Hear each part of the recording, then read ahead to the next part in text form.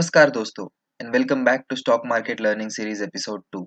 आज के एपिसोड में हम देखेंगे कि स्टॉक मार्केट कैसे स्टार्ट हुआ, उसके ओरिजिन के पीछे की स्टोरी क्या है और ऐसे कौन से इंस्ट्रूमेंट्स हैं जो आप यूज कर सकते हो इन्वेस्टमेंट के लिए। उसके बाद हम देखेंगे कि स्टॉक मार्केट का इकोसिस्टम है, उसे कौन चलाता है और कौन सेफ रखता है। अगर आप चैनल पर नए हो या फिर चैनल को सब्सक्राइब नहीं किया है तो जरूर इस चैनल को सब्सक्राइब करें और बेल आइकन को भी प्रेस कीजिए, जिससे आपको इस सीरीज के सारे एपिसोड्स की नोटिफिकेशन आ जाएगी। शुरू करने से पहले हम एक इंटरेस्टिंग स्टोरी देख लेते हैं। साल 2014 में रोनाल्ड रील के नाम की चर्चा थी अमेरिका में। इसके पीछे का रीजन ये था कि रोनाल्ड रील का जन्म एक नॉर्मल फैमिली में हुआ था और 25 साल उन्होंने एक कार रिपेयर शॉप में काम किया और 17 साल साफ सफाई की सर्विसेज में काम किया। लेकिन जब 2014 में उनका निधन हुआ, तब उनकी नेटवर्थ थी $8 मिलियन, यानी 56 करोड़ रुपीस। जो लोग रोनाल्ड रीड को जानते थे, उनको बिल्कुल भी आइडिया नहीं था कि उनके पास इतना पैसा कहाँ से आया। ना ही रोनाल्ड रीड को कोई लॉटरी लगी थी, ना ही किसी और सोर्स से पैसा आया था। जब लोगों को इसके पीछे का सच पता चला, तो वो सब शॉक में थे। रोनाल्ड रीड बड़ी-बड़ी कंपनीज में छोटे अमाउंट इन्वेस्ट करते थे, जो कि लॉन्ग टर्म में कंपाउंड होकर 56 करोड़ रुपीस हो गए। तो ये थी स्टोरी रोनाल्ड रीड की। अगर आपको और डिटेल्स जानने हैं तो साइकोलॉजी ऑफ मनी बुक पढ़ सकते हैं। इस स्टोरी से हम पावर ऑफ स्टॉक मार्केट और पावर ऑफ कंपाउंडिंग देख सकते हैं। इसलिए आप स्टार्ट चाहे स्मॉल क्यों ना करें, लेकिन स्टार्ट जरूर करें।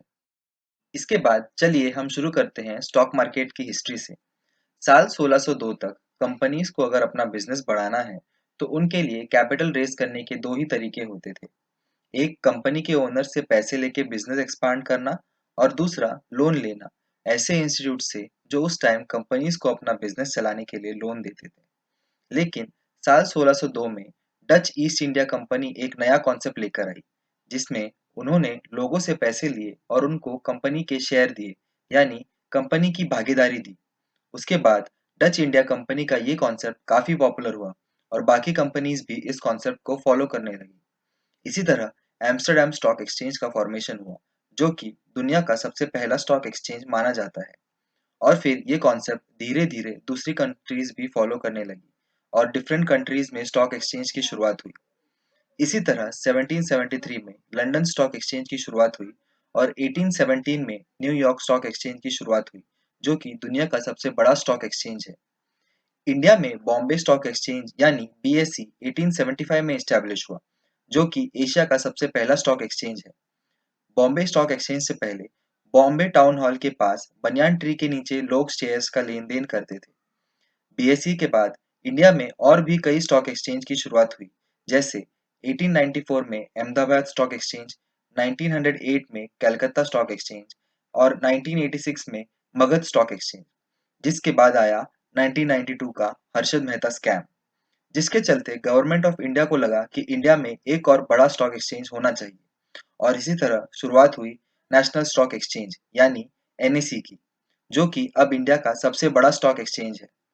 दोनों बीएसई और एनएसई मुंबई में लोकेटेड है। BSE is located in Dalal street और NSE is located in Bandra Kurla complex.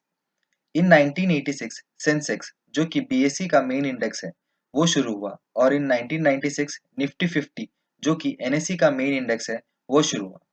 Nifty 50 और सेंसेक्स के बारे में हम आने वाले एपिसोड्स में और भी डिटेल्स में देखेंगे। अब हम बात करेंगे डिफरेंट टाइप्स ऑफ मार्केट्स के बारे में और ऐसे कौन से इंस्ट्रूमेंट्स हैं जो आप यूज कर सकते हो इन्वेस्टमेंट के लिए। पूरी दुनिया में बहुत सारे टाइप के फाइनेंशियल मार्केट्स हैं और सबका साइज यानी number and amount of transactions अलग अलग है। चलिए हम देख लेते हैं फाइनेंशियल मार्केट्स के कुछ टाइप्स। पहला है स्टॉक मार्केट। इसके बारे में हम ऑलरेडी बात कर चुके हैं। स्टॉक मार्केट में आप लिस्टेड कंपनीज के शेयर को खरीद और बेच सकते हैं। दूसरा है बॉन्ड मार्केट। बॉन्ड्स को आसान भाषा में समझा जाए तो वो है लोन। बस फर्क इतना है कि कंपनी या गवर्नमेंट बैंक से लोन न लेकर पब्लिक को बॉन्ड्स इशू करती है और आप जब बॉन्ड खरीदते हो तो आप उस कंपनी या गवर्नमेंट को लोन देते हो और वो कंपनी आपको उस अमाउंट पर इंटरेस्ट पे करती है एक फिक्स टाइम पीरियड के लिए। तीसरा है कमोडिटीज मार्केट। कमोडिटीज मार्केट में ट्रेडर्स और इन्वेस्टर्स नेचुरल रिसोर्सेज या कमोडिटी जैसे oil, gold, silver, cotton etcetera को बाय सेल कर सकते हैं। चौथा है फॉरेक्स मार्केट। फॉरेक्स का मतलब है फॉरेन एक्सचेंज, यहाँ पर आप करेंसीज में ट्रेड कर सकते हैं, जैसे डॉलर, रुपीस, पाउंड। पांचवा है डेरिवेटिव्स मार्केट। जैसे कि इसका नाम है, डेरिवेटिव, जिसका अर्थ है ये किसी चीज से डिराइव्ड है। डेरिवेटिव मार्केट में ट्रेडर्स कॉन्ट्रैक्ट्स को ट्रेड करते हैं जो किसी एसेट पर बेस्ड होते हैं। इसके बारे में हम डिटेल्स में एक पूरा एपिसोड बनाएंगे आगे। अब हमने ये तो देख लिया कि मार्केट कितने टाइप के होते हैं और आप कौन से इंस्ट्रूमेंट्स यूज कर सकते हैं इन्वेस्टमेंट के लिए। लेकिन आप जब एक स्टॉक खरीदते हो और वो स्टॉक आपके डीमैट अकाउंट में आता है, इसके बीच में बहुत सारे इंटरमीडियरीज इन्वॉल्व होते हैं। और वो सब कौन है, इन सब को रेगुलेट कौन करता है, चलिए हम ये भी देख लेते हैं।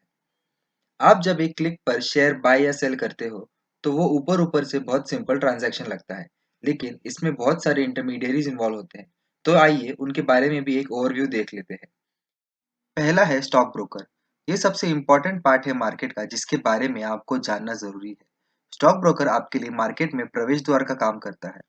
स्टॉक खरीदने बेचने के लिए आपको ट्रेडिंग अकाउंट की जरूरत पड़ती है, जो एक ब्रोकर के साथ आप खोल सकते हो। दूसरा है depository and depository participants. Depository का काम है आपके शेयर जो आपने खरीदे हैं उनको संभाल के रखना, क्योंकि 1996 के पहले शेयर डिजिटल ट्रांजैक्ट नहीं होते थे। शेयर सर्टिफिकेट का यूज होता था, जिनको डिपॉजिटरीज में स्टोर किया जाता था। और डिपॉजिटरी पार्टिसिपेंट का काम है इन ट्रांजैक्शंस को कंप्लीट करना और इनका ट्रैक रखना। फिलहाल इंडिया में दो डिपॉजिटरी पार्टिसिपेंट हैं, national securities depository limited and central depository services limited. उसके बाद आते हैं बैंक्स। बैंक्स का काम स्ट्रेट फॉरवर्ड है। ये आपको आपके अकाउंट से ट्रेडिंग अकाउंट में पैसे ट्रांसफर करने में मदद करता है और ट्रेडिंग अकाउंट से आपके बैंक अकाउंट में। आखिरी है NSCCL and ICCL, national security clearing corporation limited and Indian clearing corporation limited. इनका काम है आपने जो शेयर बाय किए हैं वो आपको मिल जाए, क्योंकि जब आप एक शेयर बाय करते हो तो कोई और एक शेयर सेल करता है। तो क्लियरिंग कॉर्पोरेशन का काम है इस बाय और सेल ट्रांजैक्शन को मैच करना और इंश्योर करना कि कोई डिफॉल्ट ना हो। लेकिन इस सारे इकोसिस्टम को कौन रेगुलेट करता है और आपके पैसे सेफ है या नहीं कौन चेक करता है? कौन है जो कंपनीज को अप्रूवल देता है मार्केट में लिस्ट होने के लिए? Any guesses? ये काम है सेबी का, securities and exchange board of India. इसकी स्थापना अप्रैल 12 1988 को हुई थी। सेबी का काम है इंडियन कैपिटल मार्केट्स को रेगुलेट करना। ये इन्वेस्टर्स के बेनिफिट के लिए काम करता है। सेबी की ownership ministry of finance, government of India के हाथ में है। इसका हेडक्वार्टर्स बांद्रा कुर्ला कॉम्प्लेक्स, मुंबई में सिचुएटेड है।